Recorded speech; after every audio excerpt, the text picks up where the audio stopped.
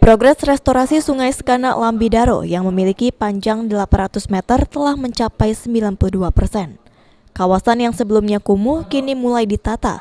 Restorasi Sungai Sekanak Lambidaro nantinya tidak hanya mengendalikan genangan air, namun juga sebagai destinasi wisata bagi masyarakat Kota Palembang.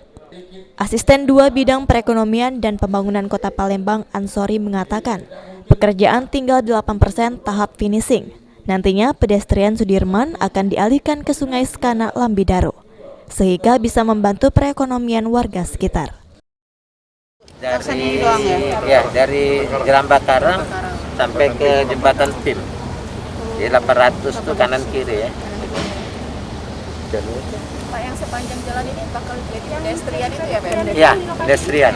Ya, betul. Lokasi ini. Bukan di seberang, Pak? Kiri kanan semua.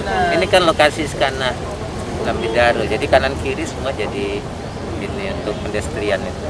Yang tadinya pedestrian Sudirman ya, Bapak sih. Pindah ke sini. Dialihkan ke sini. Kapan mulainya, Pak? Ya setelah ini selesai dan target setelah mungkin kan ini ada masih pandemi, kita masih menyesuaikan juga itu. Ya. Jadi secepatnya Pak Wali akan ini.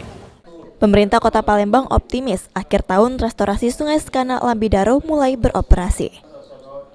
Abidin Rewanto, PAL TV.